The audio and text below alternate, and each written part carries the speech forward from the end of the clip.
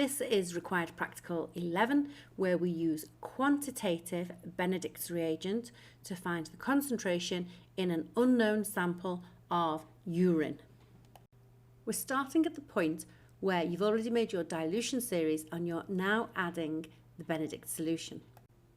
Unlike qualitative Benedict solution, where you can pretty much add as much as you want and you can boil it as much as you want and you get the desired result, the brick red precipitate, this method is very precise.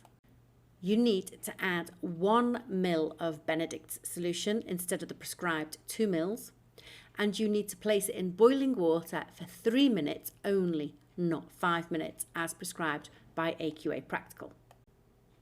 Giving the solutions and the Benedict's reagent a shake is very much part of the procedure. Ensure to write this when you're describing the experiment in an exam. Then you're going to place all tubes at exactly the same time into the boiling water bath. And you're going to boil them, not heat them at 90 degrees, you're going to boil them for not 5 minutes, but 3 minutes. And you can see that as the time progresses, some of them are becoming increasingly opaque. At 3 minutes, you're going to remove them all from the heat. So as you can see, some of the tubes have just become a little bit opaque. They haven't turned green, yellow, brown, or brick red.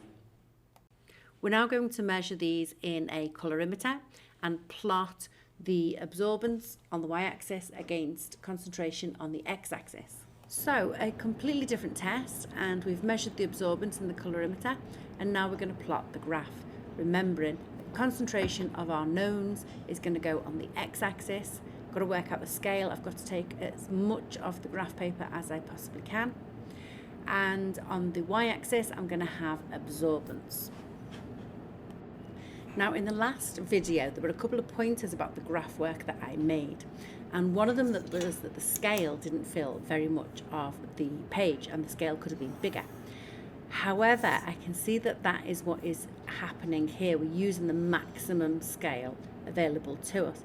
However, going up in units of threes on the x-axis is not a good idea, because when you try to read the values off, the intermediate values later on, it becomes very difficult to come up with an accurate number. However, the scale on the y-axis is looking really good. It's using the maximum available. The other points I made last time have been adjusted here. If you remember, we talked about the zeros, labelling the y and the x-axes. We said 2 zeros were needed to label 2 lines, not just 1 0 in the corner. And we've got full labels and units. Now at this point we can see that great care is being taken to plot 2 points that are fairly close together. We're using a ruler to make sure that we don't stray from the grid mark that we want.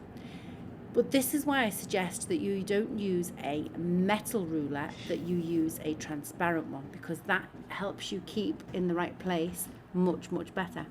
Additional to that, these crosses that are being drawn really should be bigger. They're too small.